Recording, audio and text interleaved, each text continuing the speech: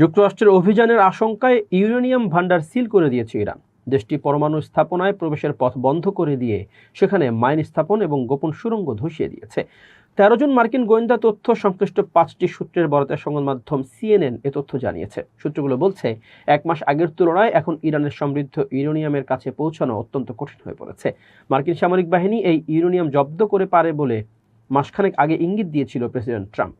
প্রতিবেদনে বলা হয়েছে, জাতিসংঘে নিযুক্ত ইরানের কূটনৈতিক মিশন এ বিষয়ে তাৎক্ষণিক কোনো মন্তব্য করেনি। এছাড়া হোয়াইট হাউসও এ বিষয়ে সিএনএনের প্রশ্নের কোনো উত্তর দেয়নি।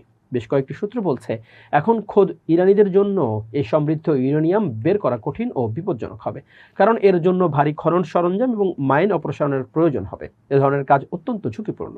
ন্যাশনাল নিউক্লিয়ার সিকিউরিটি অ্যাডমিনিস্ট্রেশনের পরমাণু উপাদান অপসারণ বিভাগের প্রধান স্কট রোয়েকার বলেন, যদি এই প্রতিবেদনটি সত্য হয় তবে এটি উচ্চ সমৃদ্ধ ইউরেনিয়া উদ্ধারের বিষয়টিকে নিশ্চিতভাবে জটিল করে তুলবে। তিনি বলেন, এই পরিস্থিতিতে ইরান দাবি করতে পারে যে ইউরেনিয়ামের কিছু অংশ উদ্ধার করা অসম্ভব। সেক্ষেত্রে আমাদের পূর্ণ আস্থা থাকবে না যে ইরান ভবিষ্যতে কোনো এক সময় সেগুলো নাগাল পাবে না।